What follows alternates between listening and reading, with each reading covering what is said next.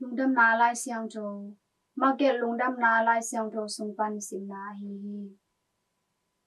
alian gok aneu khatpan gok cha tuamun panin Jesu pai hia a ama ten na khwa a apai hi anung zuite in zong ama nung azui uhi sabat ni atun changin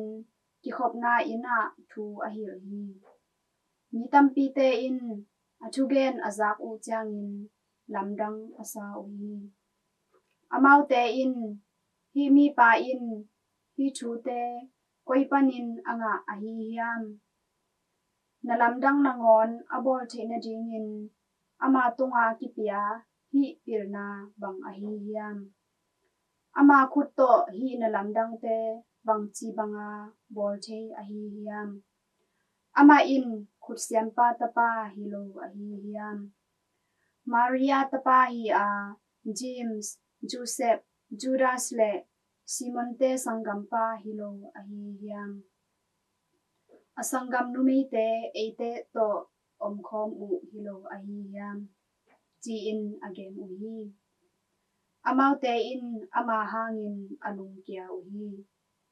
Jesu in amau te kianga kamsang pa in ama khwa ama tanaw te kyang longa mundanga pa toina anga hi achi hi twalaya ama in michina tom khatte tunga ahut nga in adam saksim lo na lamdang bolo hi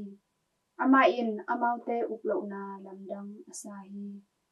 hi in topa lungdam na lai sem to hi Kristu topa nang tunga phala ta hen